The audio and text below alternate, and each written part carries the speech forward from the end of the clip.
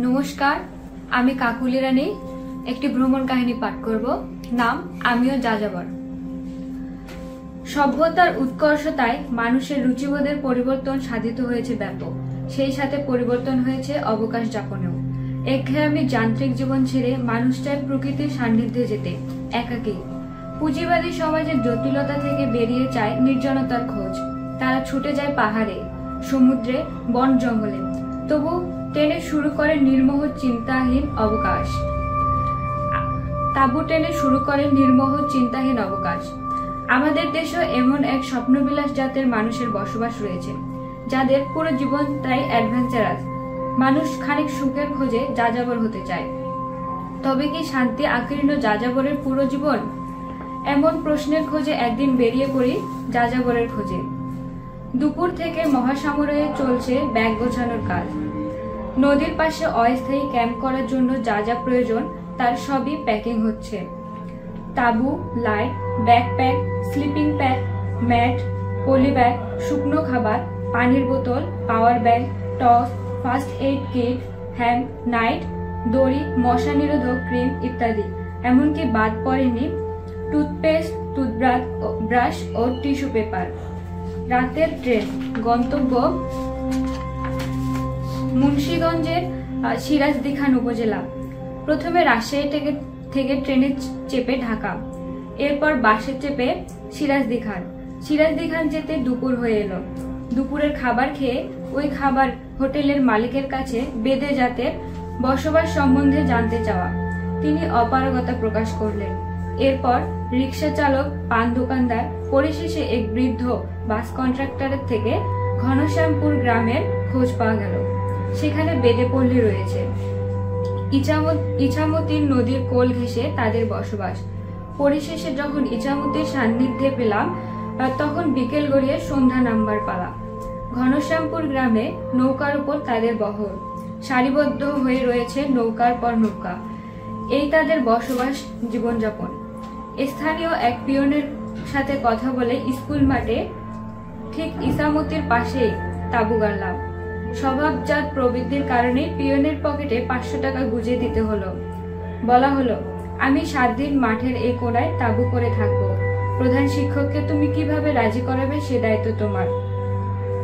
সচরাচর বেদেরা অগ্রহায়ণ মাসের শেষের দিকে ও আষাঢ় মাসের দ্বিতীয়ার্ধে সব পরিবারে গাওয়ালে যায়। পরদিন সকালবেলা ও পল্লীতে যাওয়া হলো। জওয়ান কাউকে চোখে পড়ল না।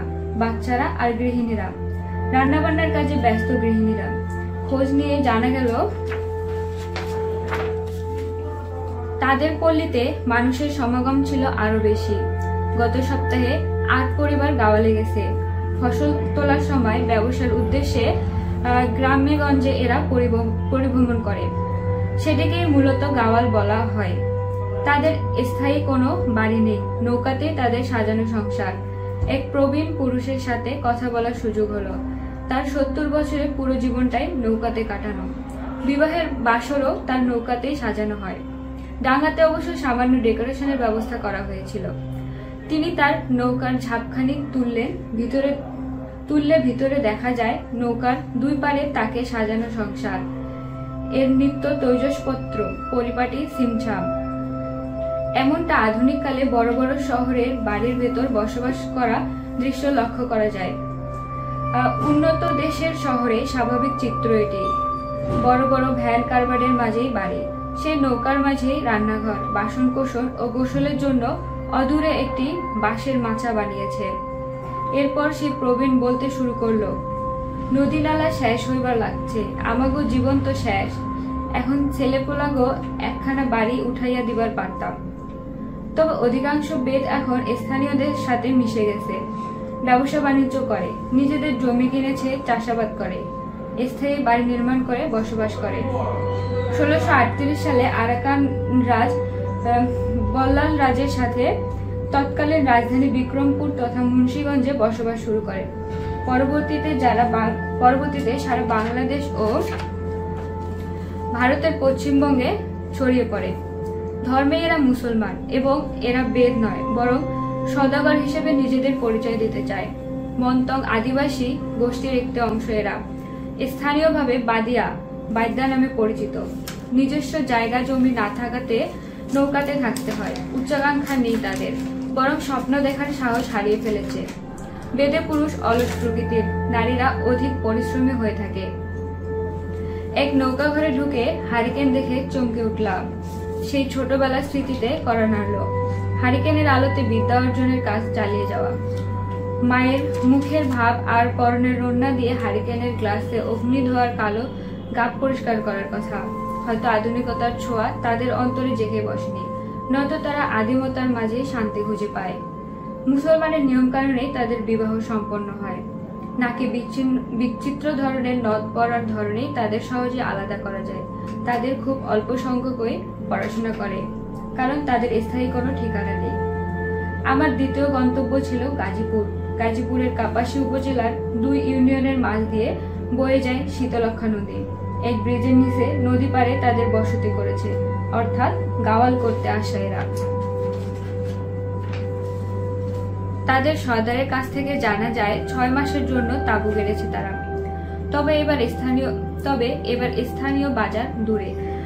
আমার নিজের রান্না নিজেই করে খেতে হয়। তাদের ঘরগুলো বাঁশের ভিতরের উপর পলিথিন দিয়ে মোড়ানো। 10 পরিবার এসেছে তারা। তাদের এক এক পরিবার এক এক পেশায় জড়িত। কেউ চিকিৎসা, কেউ বা হাঁপানি, শ্বাস, পেট ব্যথা, শিঙ্গা দিয়ে নামানোর কাজে।